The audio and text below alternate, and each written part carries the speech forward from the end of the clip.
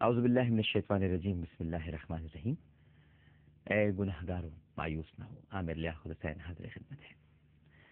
ناظرین کرام، ہم میں سے کسی کو بھی ہمارا عمل نجات نہیں دلائے گا جب تک کہ ہم پر اللہ کا فضل نہ ہو۔ شیخ جلال الدین سیوطی ایک بہت بڑے عالم ہیں، امام ہیں۔ انہوں نے ایک کتاب آخرت کے احوال پر لکھی ہے، اور اس میں پچھلی امتوں میں سے بنی اسرائیل کے ایک شخص کا بڑا عجیب واقعہ لکھا ہے۔ میرا جی چاہتا ہے کہ وہ واقعہ آپ کو بتاؤں۔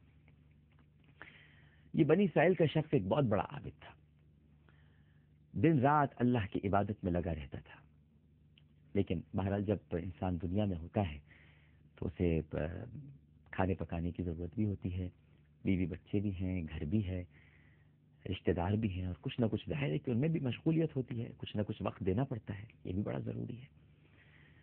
لیکن اس عابد کو یہ بھی ناگوار تھا ناظرین کرام کہ بیوی بچوں میں بھی دیر کیوں لگے، ادھر بھی ٹائم کیوں لگے، رشتہ داروں میں بھی کیوں وقت صرف کروں، بس وہ ہر وقت اللہ کی عبادت کرنا چاہتا تھا، اسی میں مصروف رہنا چاہتا تھا۔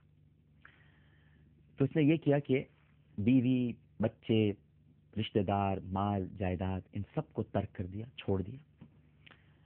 اور یہ یاد رکھیے گا، یہ پرانے وقتوں کی بات ہے، روحانیت اب ختم ہو گئی ہے، اب اسلام میں اس کی کوئی گنجائش موجود نہیں ہے۔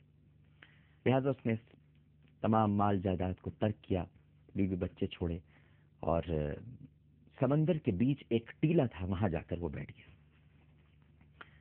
اور یہ کہنے لگا کہ بس اب میں فارغ ہو گیا ہوں اور 24 گھنٹے اللہ سبحانہ و تعالیٰ کے ذکر میں مشغول رہوں گا۔ اس زمانے میں نے جیسا کہ پہلے عرض کیا کہ یہ چیز جائز تھی، اسلام نے اب اس چیز کو ختم کر دیا ہے۔ بار بار اس لیے کہتا ہوں کہ ہم اس کو بیس نہیں بنائیں، اس کو بنیاد نہیں بنائیں، کیونکہ اسلام کے آنے کے بعد یہ طریقہ کار ختم ہو گیا ہے۔ اب بھی ہم لا لگاتے ہیں، سب کو چھوڑ دیتے ہیں، جیسے اعتکاف ہوتا ہے، لیکن 10 دن کا ہے، تو وہ 10 دن کا اعتکاف سمجھ لیجئے کئی 100 برس کی عبادت ہے۔ آپ سب کچھ چھوڑ دیتے ہیں، رشتہ دار، گھر والے، بیوی، بچے، بھائی، بہن، بس مسجد میں جا کر بیٹھ جاتے ہیں، یا گھر کے کسی کونے میں چادر لگا کے تان کے اعتکاف کرتے ہیں۔ نبی کریم صلی اللہ علیہ وسلم 10 روزہ اعتکاف بھی کرتے تھے، اور آخری 10 دن تو بس نبی کریم صلی اللہ علیہ وسلم کمر کس لیتے تھے۔ بہرحال یہ پہنچ گیا ٹیلے کے پاس، فکر میں کر رہا تھا، اور یہ وہ ٹیلا تھا ناظرین کرام جہاں کوئی آدمی نہیں پہنچ سکتا تھا، سمندر کے درمیان۔ اس پر جا کے بیٹھ گیا، اور پھر اس پر ایک چھپر ڈال دیا۔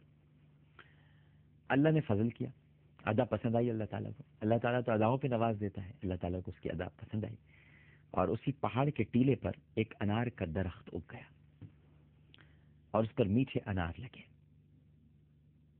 اور اسی کڑوے پانی کے اندر، یعنی سمندر ہے، کڑوے پانی کے اندر اسی پہاڑ میں سے، یعنی وہ جو ٹیلا تھا چھوٹا سا، اللہ تعالیٰ نے چشمہ جاری کر دیا۔ اب اس عابد کا کام یہ تھا کہ وہ ایک انار روز کھا لیتا تھا، اور ایک کٹورا پانی پی لیتا تھا، اور 24 گھنٹے نماز میں مشغول، نہ رات کو سونا نہ دن کو آرام۔ عجیب عبادت، عجیب عبادت، دن بھر نماز، دن بھر نماز، رات بھر نماز۔ اس طرح 500 برس اس نے عبادت میں گزار دی، علامہ جلال الدین سیوطی لکھتے ہیں۔ اور یہ ناظرین کرام ایک بات یہاں پر اور اہم آپ کو بتاؤں، عبادت بھی خالص کیسے؟ اب آپ کہیں گے یہ کیا بات کہی؟ بھائی دیکھیے، عبادت بھی اس لیے خالص کہ وہاں دکھلاوا کس کو ہوتا، کوئی دیکھنے والا تو تھا نہیں۔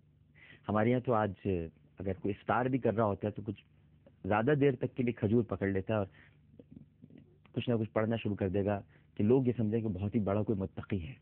یہ بھی ایسے بھی ہوتے ہیں لوگ، نماز پڑھیں گے تو بھائی 4 5 6 لوگ جمع ہو گئے تو بھائی دیکھ لیں کہ میں نماز پڑھ رہا ہوں، اگر کچھ لوگ ہیں ایسے، ریاکاری آ جاتی ہے بات۔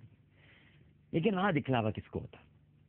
وہاں دیکھنے والا کوئی نہیں تھا، شہرت اور ناموری مقصود نہیں تھی۔ وہاں کون نام سننے والا تھا؟ کون عامر لیاقت حسین، کون بھائی فلاں، کون بھائی فلاں، کسی کا کوئی نام نہیں ہے۔ بس تنہا اللہ کا یہ بندہ، اور خدا کی خالص عبادت، اور وہ بھی 500 برس، 500 ایئرس۔ پہلے زمانے میں عمریں زیادہ ہوتی تھیں، تو 500 برس تک اس نے عبادت کی۔ 500 برس گزرنے کے بعد جب اس کے انتقال کا وقت آیا تو اس نے اللہ سبحانہ و تعالی سے دعا کی، اے اللہ تیری بارگاہ میں ایک دعا کرتا ہوں، اے اللہ مجھے نماز پڑھتے ہوئے سجدے کی حالت میں موت دے، اور میرے اس بدن کو سجدے کی حالت میں قیامت تک محفوظ رکھ، تاکہ قیامت میں تاکہ قیامت تک میں تیرا سجدہ گزار بندہ بن جاؤں۔ دعا دیکھیے، قیامت تک میں تیرا سجدہ گزار بندہ بن جاؤں، کم سے کم بس سجدہ کرنے والی صورت ہی بنی رہے تو میری لاش قیامت تک محفوظ رہے گی۔ دعا قبول ہو گئی، اور حدیث میں ہے کہ اس کو عین سجدے کی حالت میں موت آئی، اور نبی کریم صلی اللہ علیہ وآلہ وسلم ارشاد فرماتے ہیں کہ آج تک اس کی لاش سجدے میں محفوظ ہے۔ آگے کیا ہوا یہ آپ کو بتاتے ہیں، لیکن پہلے ایک چھوٹا سا وقفہ لے لیں، وقفے کے بعد دوبارہ حاضر ہوتے ہیں۔ ہمیں یقین ہے کہ آپ سب لوگ ہمارے ساتھ ہی رہیں گے۔